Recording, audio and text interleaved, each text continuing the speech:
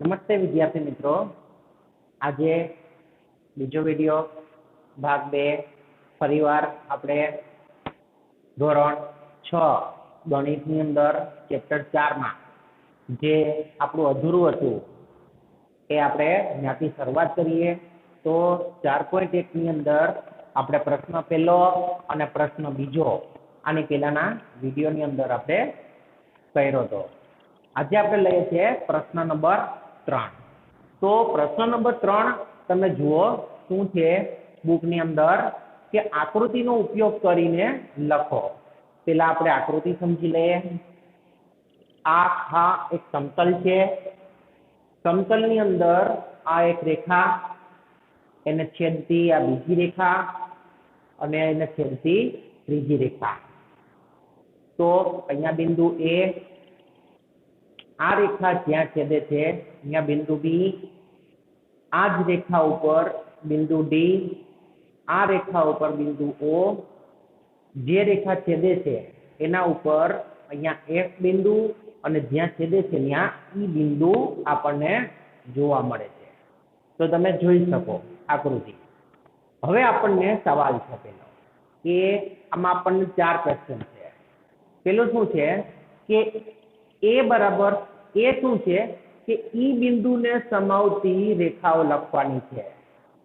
આ જે બિંદુ છે એને સમાવતી રેખા કઈ કઈ છે લખવાની છે. બીજું એ બિંદુમાંથી પસાર થતી રેખાઓ લખવાની છે. આ એ જે બિંદુ છે એમાંથી જે પસાર થાય એ રેખા લખવાની છે.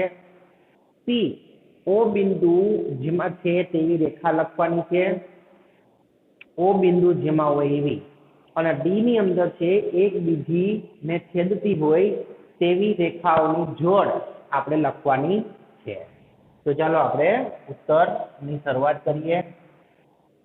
આન્સર પહેલો આપણો આન્સર છે A. શું છે? E બિંદુને સમાવતી રેખાઓ. E બિંદુને સમાવતી રેખાઓ. E બિંદુને સમાવતી રેખાઓ કઈ કઈ છે? આ E બિંદુને જે સમાવે છે એ રેખા આપણે જોઈએ. તો E બિંદુ જેના ઉપર છે એવી રેખા કઈ? તો કે રેખા AB, રેખા AE, રેખા AB, રેખા AD અને રેખા EF.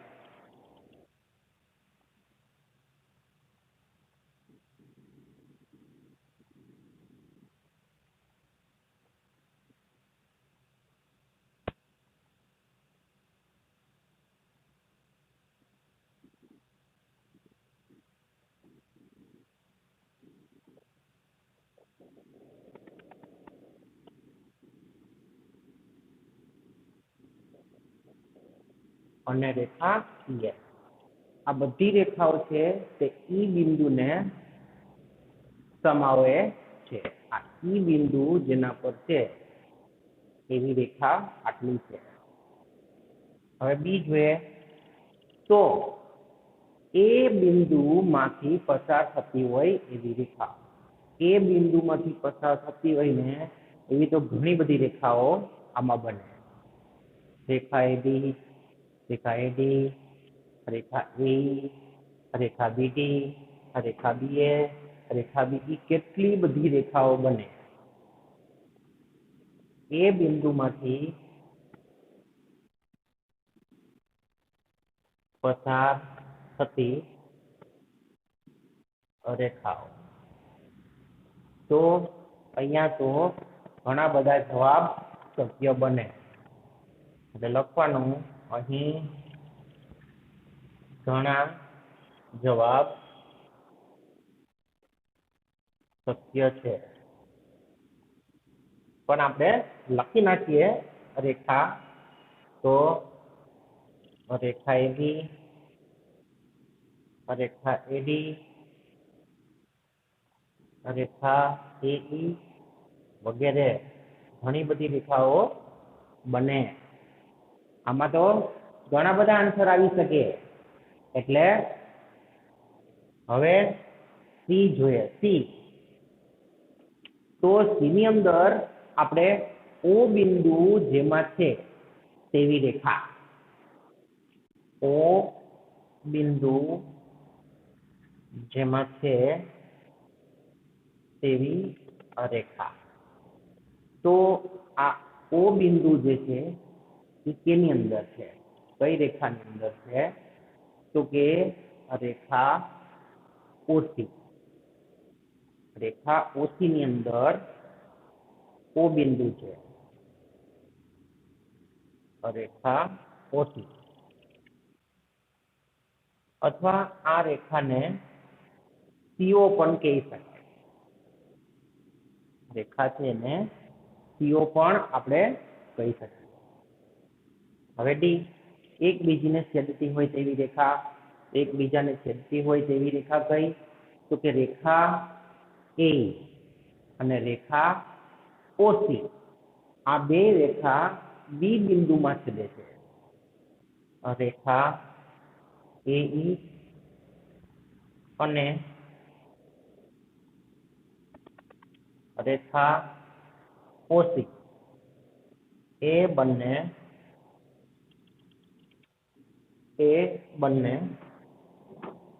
બી બિંદુમાં છેદે છે. તો તમને ખ્યાલ આવશે કે એઈ અને ઓસી, આ ઓસી ક્યાં છેદે છે? તો કે આ બી બિંદુએ છેદે છે. એટલે આપણે લખી નાખ્યું અને અલગ પાડી દો એટલે તમને લખવામાં સરખું રહે.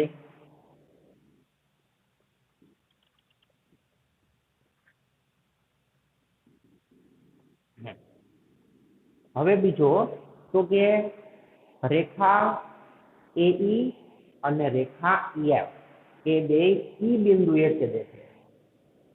રેખા એઈ અને રેખા ઈએફ એ બંને ઈ બિંદુએ છેદે છે. ખ્યાલ આવી ગયો? તો પ્રશ્ન નંબર 3 થઈ ગયો. 4 માર્ક્સ હોય છે પરીક્ષામાં, ખાલી જવાબ આપવાના હોય. બરાબર? ફરીથી આપણે સમજીએ તો ઈ બિંદુને સમાવતી રેખાઓ આપણે લખી. આ ઈ બિંદુ જેના પર છે એવી રેખા. પછી બીજું એ બિંદુમાંથી પસાર થતી રેખાઓ, તો ઘણી બધી રેખા, આમાં ઘણા જવાબ શક્ય બને, પણ આપણે લખી નાખ્યું સી, ઓ બિંદુ જેમાં છે તેવી રેખા, રેખા ઓસી અને રેખા સીઓ. ડી, રેખા એઈ અને ઓસી બંને બી બિંદુમાં છેદે છે અને રેખા એઈ અને ઈએફ ઈ બિંદુમાં છેદે છે. તો ચલો, આ પ્રશ્ન પૂરો થઈ ગયો. પ્રશ્ન નંબર 3. હવે આપણે જોઈએ પ્રશ્ન નંબર 4. તો પ્રશ્ન નંબર 4 ની અંદર તમે જોશો તો એનો સવાલ છે કેટલી રેખાઓ પસાર થાય, કેટલી રેખા પસાર થઈ શકે, પણ શેમાં? તો કે એમાં એ જે છે એની અંદર શું કીધું છે કે એક બિંદુમાંથી કેટલી રેખા પસાર થાય, અને બીજું છે આપણું બે બિંદુમાંથી. બરાબર? તો ચાલો એનો આન્સર લખીએ.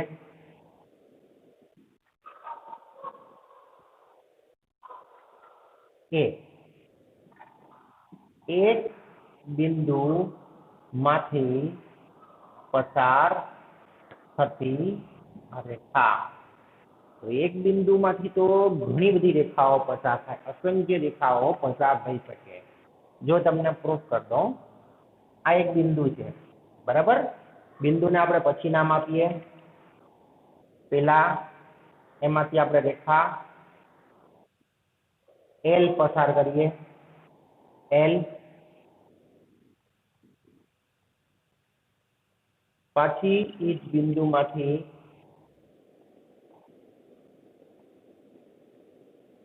રેખા એમ પસાર કરીએ.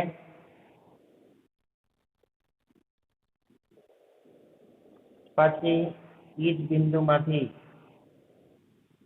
રેખા એન પસાર કરીએ. અને પાછી આ બિંદુમાંથી રેખા પી પસાર કરીએ તો એલ એમ એન અને પી રેખા જે છે આ બિંદુનું નામ આપી દઈએ ઓ બિંદુમાંથી કેટલી રેખા પસાર થાય છે તો ઘણી બધી રેખાઓ પસાર થઈ શકે એવી તો અહીંયા રેખા થઈ શકે અહીંયા કેટલી બધી રેખાઓ પસાર થઈ શકે એક બિંદુમાંથી અસંખ્ય રેખાઓ પસાર થઈ શકે એટલે આપણે અહીંયા લખી શકીએ તેથી એક બિંદુમાંથી અસંખ્ય રેખાઓ પસાર થઈ શકે એક બિંદુમાંથી અસંખ્ય રેખાઓ પસાર થઈ શકે બરાબર હવે આપણે બી જવાબ આપીએ બી તો એમાં શું કીધું છે કે બે બિંદુમાંથી પસાર થતી રેખા તો આપણે અહીંયા બે બિંદુ લઈએ કે લેશું અહીંયા બિંદુ લઈએ છે એ અને આ બાજુ લઈએ છે બિંદુ બી ચલો આપણે બે બિંદુ લીધા આપણા બે બિંદુ છે બરાબર હવે બે બિંદુમાંથી પસાર થતી રેખા આપણે પસાર કરીએ તો અહીંથી આમ પસાર કરીએ અને આને પણ પસાર કરી દઈએ અહીંયા અને અહીંયા સુધી લે તો બે બિંદુમાંથી પસાર થતી ખાલી એક જ રેખા થઈ હવે પછી આમ કરીએ તો બીજી રેખા થઈ જાય લઈ ના લે તો પછી એમાં બીજું બિંદુ ન આવે એટલે બે બિંદુમાંથી માત્ર એક જ રેખા પસાર થાય છે ખ્યાલ આવ્યો બે બિંદુમાંથી માત્ર એક જ રેખા પસાર થાય લખવાનું તેથી બે બિંદુઓમાંથી માત્ર એક જ રેખા પસાર થઈ શકે રેડી તો આપણો પ્રશ્ન નંબર 3 અને પ્રશ્ન નંબર 4 એ કમ્પ્લીટ થઈ ગયો તમે લોકો સરસ રીતે બુકની અંદર આ લખી લેજો અને તમારે પરીક્ષામાં જ્યારે ટેસ્ટમાં પૂછાય ત્યારે તમારે આવી રીતના વ્યવસ્થિત રીતે ઉત્તર આપવાના થશે બરાબર હવે આપણે આ પછી આગળ લેશું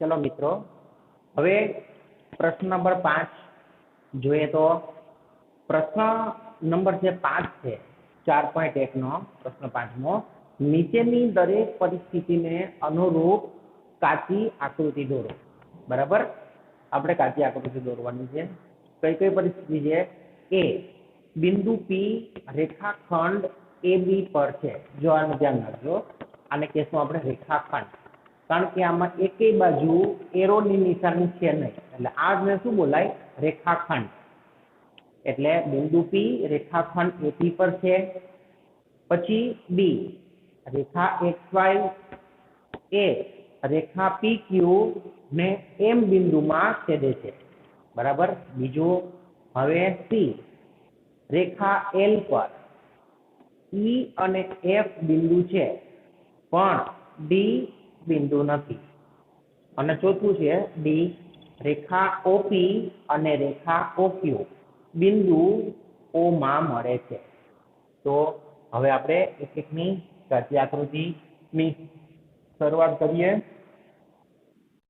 આન્સર એ શું છે આપણો સવાલ તો કે બિંદુ પી રેખાખંડ AP પર છે પહેલા આપણે રેખાખંડ AB દોરશું તો તમને ખ્યાલ છે કે રેખાખંડ જે હોય એમાં અંત્ય બિંદુઓ હોય છે એમાં બે બાજુ એરોની નિશાની હોતી નથી બરાબર કોઈ સાઈડ ન હોય હવે આના પર આપણે બિંદુને P દર્શાવીએ એટલે જો આપણી કાચી આકૃતિ થઈ ગઈ કે આ રેખાખંડ એ બી આપણો, એના પર આપણું બિંદુ સી. ચાલો થઈ ગયું. હવે બી. તો બી શું છે? રેખા XY એ રેખા PQ ને એમ બિંદુમાં છેદે છે. તો આપણે પહેલા રેખા XY દોરીએ. આ રેખા XY, પછી શું કરશું? બીજી રેખા દોરશું. આ રેખા PQ છે, રેખા P, રેખા Q. હવે ક્યાં બિંદુમાં છેદે છે? તો કે M બિંદુમાં છેદે છે. એટલે અહીંયા આપણે નામ આપશું M. એટલે થઈ ગયું રેખા XY ને રેખા PQ M બિંદુમાં છેદે છે.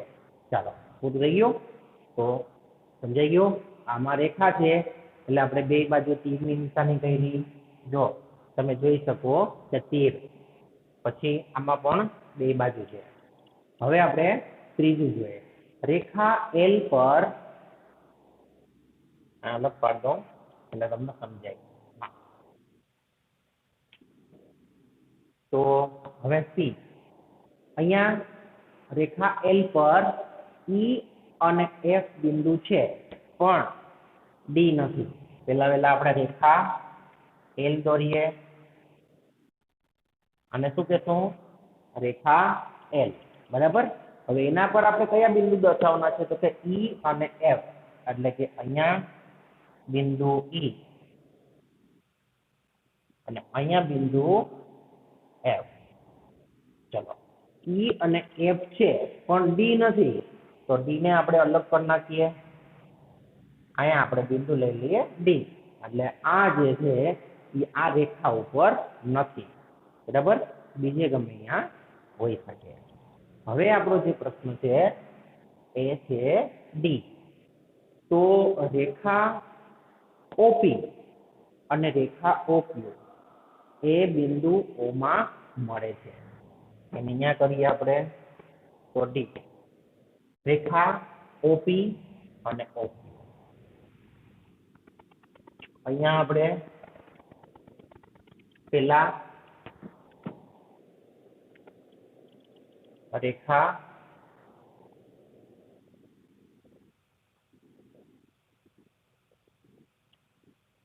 OP. રેખા OP આમે કહી શકાય રેખા OP.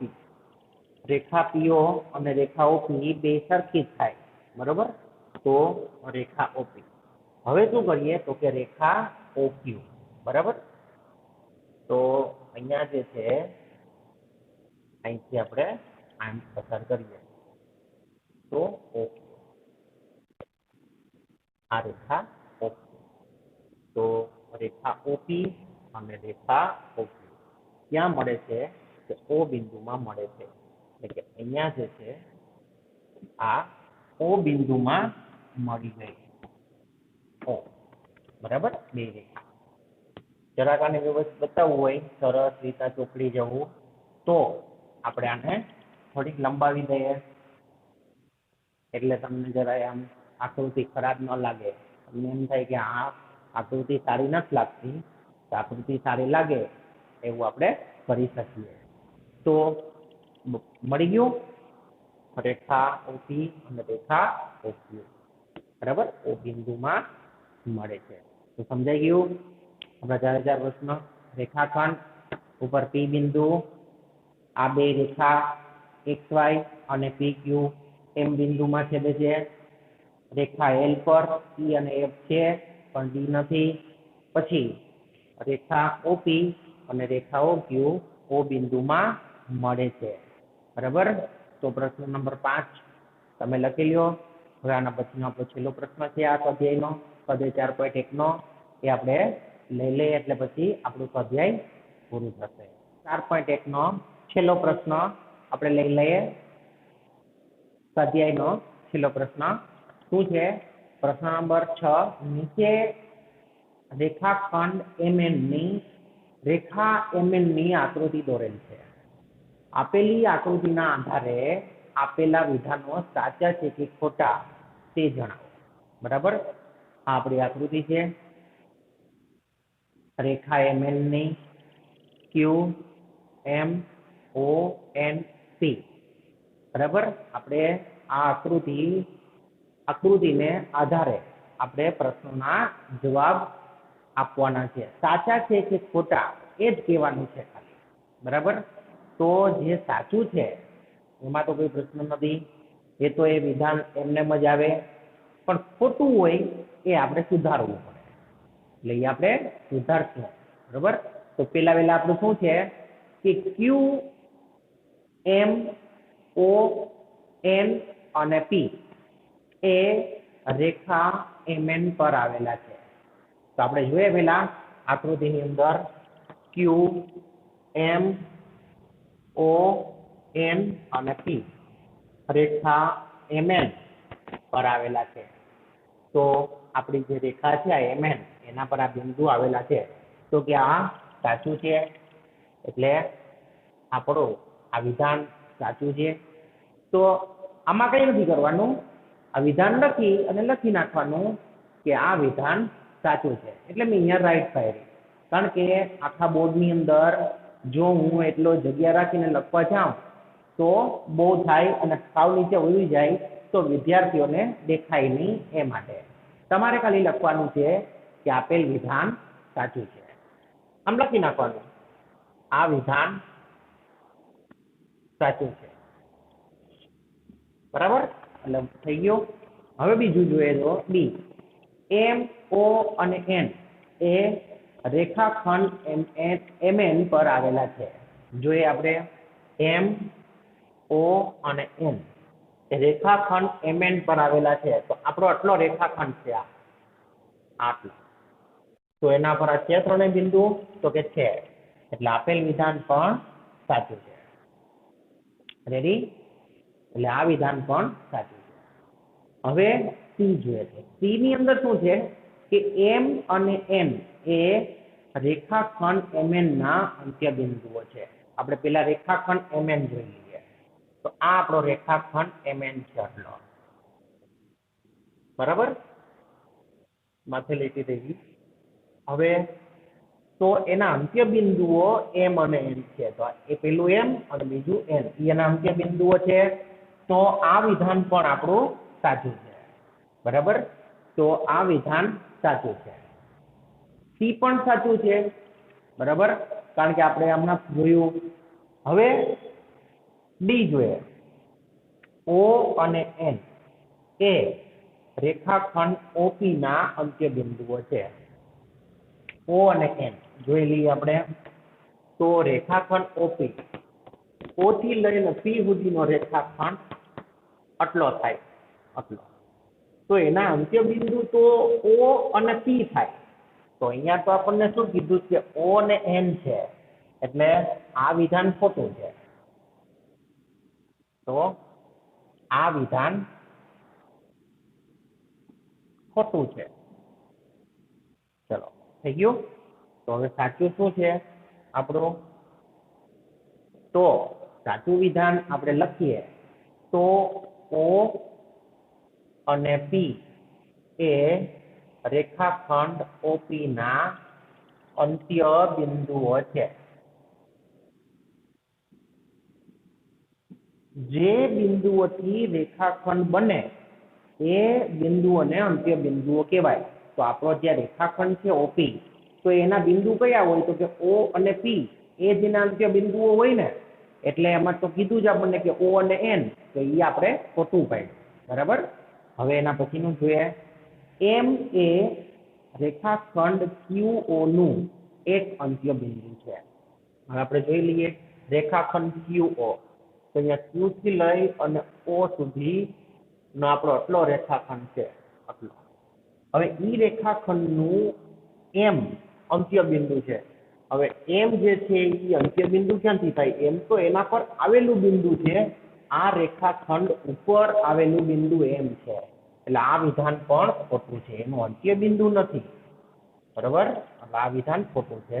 આટલું તમે લખી નાખજો, આ વિધાન ખોટું છે. હવે સાચું શું છે? તો સાચું લખી દઉં કે M એ રેખાખંડ QO પર આવેલું બિંદુ છે.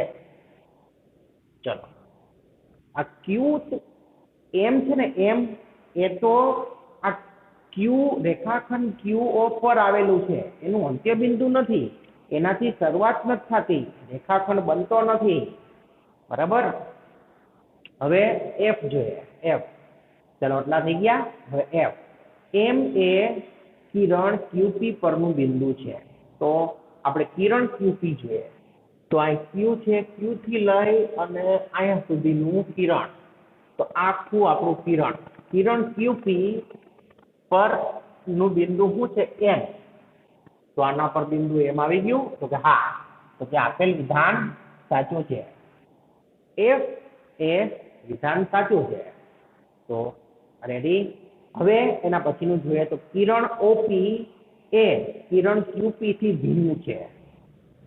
કયું? આ કિરણ OP એ કિરણ QP થી ભિન્ન છે. તો આ બરાબર જ છે કે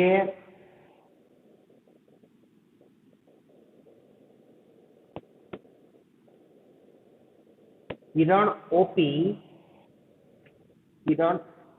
એ કિરણ QP થી ભિન્ન છે. તો આ વિધાન પણ સાચું છે. શું કામ? એને કારણ કે બે અલગ અલગ છે. કારણ કે આનું જો ઉદ્ભવ બિંદુ છે ને Q છે, અને આનું ઉદ્ભવ બિંદુ O છે, એટલે બે કિરણ અલગ છે, એટલે કે ભિન્ન છે. બરાબર. હવે આપણે એસ જોઈએ. તો કિરણ OP અને કિરણ OM એ સમાન છે. કિરણ OP આમ અને કિરણ OM એ સમાન છે. તો આ ખોટું છે. શું કામ? એને કારણ કે સાચું શું છે કે કિરણ OP અને કિરણ OM એ વિરુદ્ધ કિરણો છે. વિરુદ્ધ કિરણો છે. બરોબર. એક, કારણ કે જો એક આમ જાય, એક આમ જાય, એટલે બે વિરુદ્ધમાં છે, એટલે કે સમાન નથી. એટલે આપણે અહીંયા રોંગ પાડ્યું. આ વિધાન ખોટું છે. સાચું આપણું આ છે. હવે આપણે આઈ જોઈએ.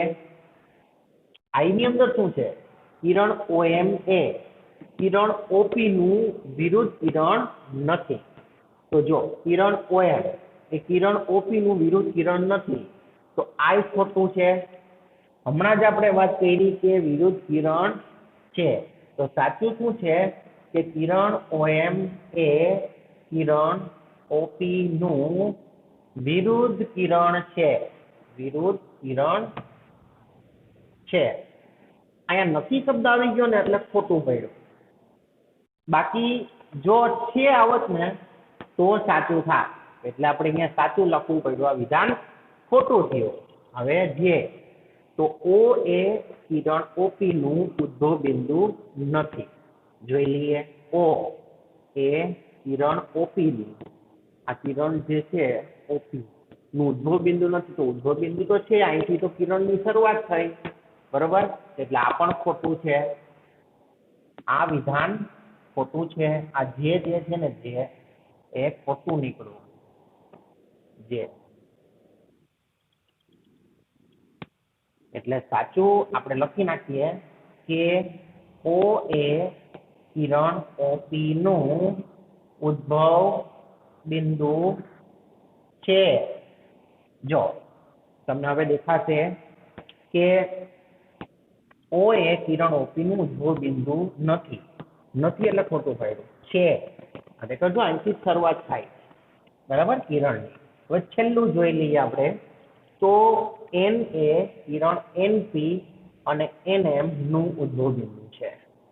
NP, કિરણ NP એ જો એક NP આમ જાય, એક NM, આમ જાય બરોબર એટલે ઉદ્ભવ ક્યાંથી થાય અહીંથી એટલે કે આ વિધાન સાચું છે આપણું જે કે વિધાન છે તે સાચું છે કારણ કે n છે એ ઉદ્ભવ બિંદુ છે તો મિત્રો અહીંયા આપણે આ પ્રશ્ન 6 ની સાથે આપણે સ્વાધ્યાય 4.1 ને અહીંયા પૂરું કરીએ હવે આના પછી જે છે આપણે નેક્સ્ટ વિડીયોની અંદર 4.2 માટેની પેલા નોંધ અને ત્યારબાદ સ્વાધ્યાય એ રીતના લઈ અને નવા વિડીયોમાં ફરીથી આપણે મળશું ત્યાં સુધી તમે આ 4.1 છે એને વ્યવસ્થિત રીતના બુકની અંદર લખી લેવાનું છે તમારું આજનું હોમવર્ક છે જે મેં આજે જેટલા દાખલા તમને કરાવ્યા છે આ વિડીયોની અંદર